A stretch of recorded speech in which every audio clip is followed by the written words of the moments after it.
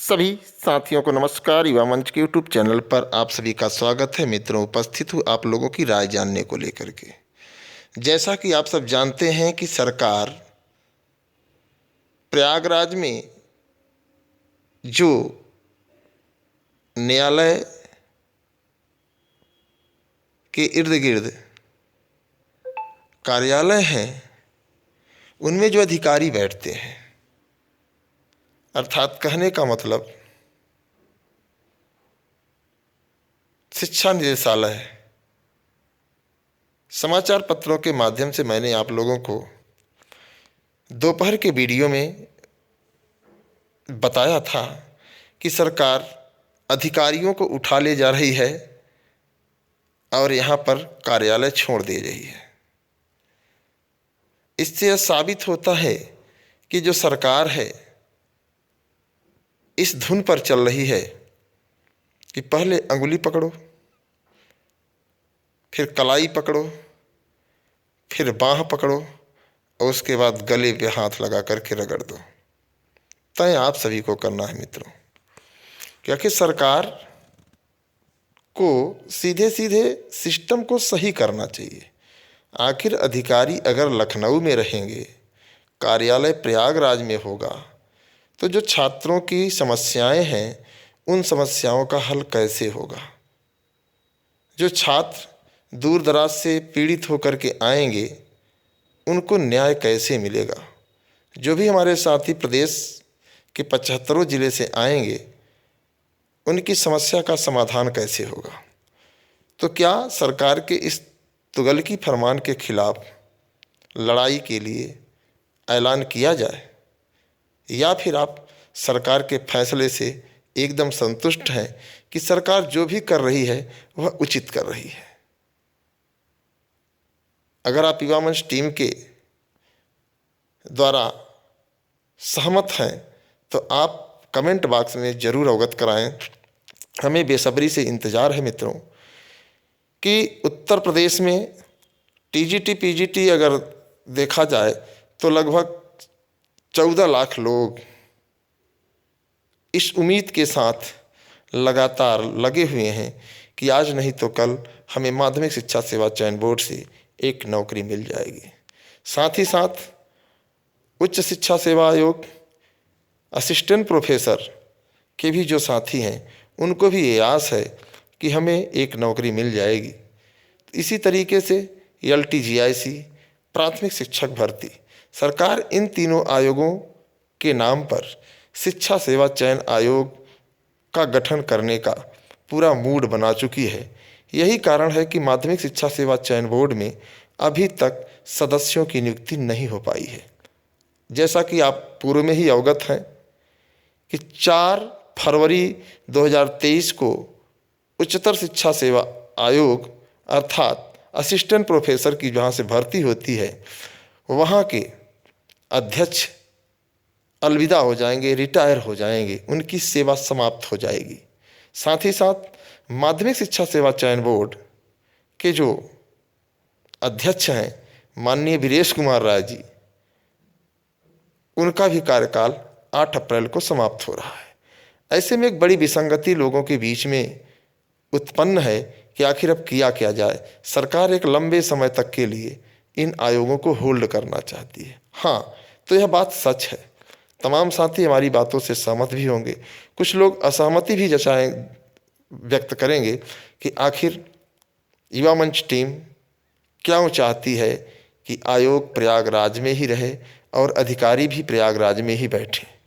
तो मित्रों, बहुत स्पष्ट बता दें आप लोगों को कि इलाहाबाद प्रयागराज को आप लोग जानते होंगे कि यह शिक्षा का एक बहुत बड़ा केंद्र बन चुका है।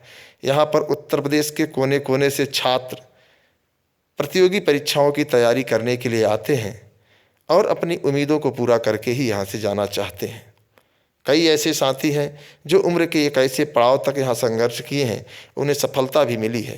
तो अगर आप सभी चाहते हैं कि सरकार इन जो अधिकारियों को यहाँ से उठाकर ले जा रही है, तो कहीं सरकार की मनसा, सरकार की नियति में कुछ खोट तो नहीं है कि आज अधिकारियों को उठा ले जाएंगे हम आप मौन रहेंगे, कल जो है पूरा कार्यालय उठा ले जाएंगे और फिर होगा क्या आप लोग जानते हैं। तो अगर आप सब चाहते हैं कि नहीं, हम लोगों को इसके खिलाफ सरकार से अपना प्रतिवाद दर्ज करना है और सरकार से इस बात को कहना है कि नहीं, उत्तर प्रदेश शिक्षा सेवा चयन आयोग का गठन जरूरी नहीं है, उसका कोई औचित्य नहीं है। साथ ही साथ जिन अधिकारियों को आप लखनऊ शिफ्ट करना चाहते हैं उनको प्रयागराज के ही कार्यालयों में शिफ्ट करके भर्तियों में जो प्रदेश में पद खाली हैं उनको भरने में तेजी लाने का प्रयास करना चाहिए। अगर आप मेरी बातों से सहमत हैं तो मैं उम्मीद करता हूं मित्रों कि आप इस वीडियो को इतना शेयर करिए ताकि अधिक से अधिक साथी जुड़ करके अपनी राय व्यक्त कर सकें। आप लोगों को पता है कि युवा मंच टीम जब भी ऐलान करती है तो युवा मंच टीम निश्चित तौर पर आप लोगों ने देखा होगा उसे एक बड़ी क्राइसिस का सामना करना पड़ता है। और उसका सामना क्यों करना पड़ता है कि हम लोग right to education fundamental right के आधार पर लड़ते हैं। और जब भी हम लोग लड़े हैं तब सरकार पीछे गई है, क्योंकि हम लोग जब लड़ते हैं तो जेल जाने से नहीं डरते, मुकदमा करने से नहीं डरते, सरकार से टकराने से नहीं डरते। आपको बता दें कई लड़ाइयाँ आप लोगों ने शायद बखूबी देखी होगी कि हम लोग निश्चल भाव से बिना किसी डर भय के लड़े हैं और उसमें सरकार पीछे भी गई है। चाहे LTGI लिखित परीक्षा की बात रही हो, चाहे फिर जूनियर शिक्षक भर्ती विज्ञापन जारी करने की बात रही हो, तदर शिक्षकों की बात रही हो, TGT PGT के तमाम रिजल्ट्स विज्ञापन आदि की बात रही हो, साथ ही साथ टेट में डेट बढ़वाने, 69,000 शिक्षक भर्ती भ्रष्टाचार, LTGI भ्रष्टाचार, TGT PGT भ्रष्टाचार आदि मामले पर हम लोग अपने जितनी मेरी हुकूमत थी, जितनी युवा मंच टीम में आप लोगों ने देखा होगा 120 दिन तक आंदोलन चला, पत्थर गिर जा घर पर और सरकार को दरोगा भर्ती देनी पड़ी। हालांकि दरोगा भर्ती में भ्रष्टाचार हो गया, लेकिन आज बड़ा कष्ट है कि हम आप मौन हैं। अगर हम आप इसी तरीके से मौन रहेंगे तो निश्चित तौर पर आप लोगों को मैं बहुत स्पष्ट बता देना चाहता हूं साथियों कि एक लाइन बहुत अच्छी आप लोगों ने सुना होगा, लगेगी आग तो आएंगे सभी घर जब तक, इस गली में सिर्फ मेरा मकान थोड़ी न है। तो निश्चित तौर पर एक लंबा नुकसान होगा, आपका समय बर्बाद होगा। आज हम आप जो आंदोलन करके सरकारों पर दबाव बना ले रहे हैं, उस दौर में फिर हमें आपको आंदोलन करने की कवायद करने के लिए एक बड़ी मेहनत करनी पड़ेगी। जो भी सूचना, जो भी जानकारी हम लोग आसानी से ले पा रहे हैं, उसके लिए हमें आपको लखनऊ तक की यात्रा करनी पड़ेगी और वहाँ होगा भी कि नहीं होगा। तो इन सभी चीज़ों को आप लोग जानते हैं, समझते हैं। और मैं जहाँ तक समझता हूँ बहुत ज़्यादा मुझे नहीं कहना चाहिए, लेकिन इतना ज़रूर आप लोग अपना हित जानते होंगे कि कहाँ आपका कैरियर, कहाँ आपका सपना, कहाँ आपका हित प्रभावित हो रहा है, उसे आप लोगों को समझना होगा। अगर शिक्षा सेवा चयन आयोग गठन करने में सरकार सफल रही तो निश्चित तौर पर तमाम भर्तियां एक लंबे पचेड़े में फंस जाएंगी। अब फिर आप अपने आप को किस स्थान पर पाएंगे, यह आप तय करेंगे, यह आपको तय करना होगा कि आपका भविष्य कहाँ जाएगा। मैं मानता हूँ कि आपके मन में कई सवाल होंगे कि सरकार कुछ भी कर सकती है, हम सरकारों से लड़ नहीं सकते, सरकार जो कर रही है अच्छा ही कर रही होगी क्योंकि सरकार तो हमसे आपसे ज़्यादा समझदार है। लेकिन सच्चाई यह नहीं है। सच्चाई यह है कि सरकार रोजगार को समाप्त करने के लिए तमाम तरीके के हथकंडे अपना रही है ताकि आप इन आयोगों बोर्डों पर कभी पहुंच न पाओ। लखनऊ में UPSSC अधीनस्थ सेवा आयोग का कार्यालय है, वहाँ पर तमाम भर्तियाँ पेंडिंग हैं, वहाँ पर आंदोलन करने के लिए एक लंबी मेहनत करनी पड़ती है दोस्तों।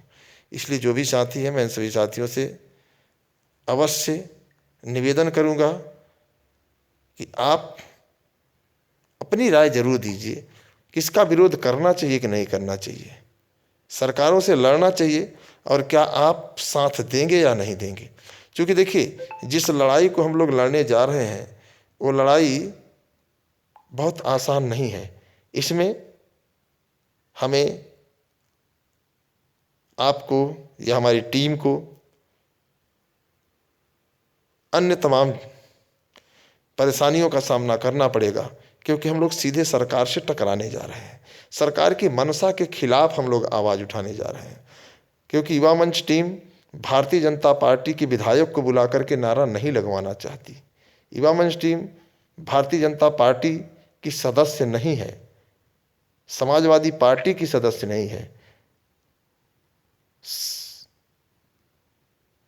सपा की सदस्य नहीं है, कांग्रेस की युवाओं की सिर्फ टीम है। और इसमें युवा ही पार्टिसिपेट करते हैं, जिसमें आप लोगों को तन मन के साथ धन से भी सहयोग करना होगा। आप ये सोचिए कि कोई आंदोलन यूँ ही हो जाए, किसी पर मुकदमा हो जाए, किसी को जेल भेज दिया जाए, तो आप सबकी, हमारी सबकी नैतिक जिम्मेदारी है कि हमारे आपके सपने के लिए जो है वो लड़ रहा है। तो इन सभी चीज़ों को हमें आपको समझना होगा दोस्तों। अगर हम आप इसको नहीं समझ पाते हैं तो निश्चित तौर पर एक बड़ा नुकसान होने जा रहा है। और मैं देख रहा हूँ कि आप सब मौन हैं, तो थोड़ा सा जागिए साथियों। धन्यवाद। बहुत ज़्यादा नहीं कहूँगा क्योंकि वीडियो बड़ा हो रहा है, और आप लोग समझदार हैं तो कमेंट बॉक्स में ज़रूर बताएं क्या चाहते हैं आप लोग।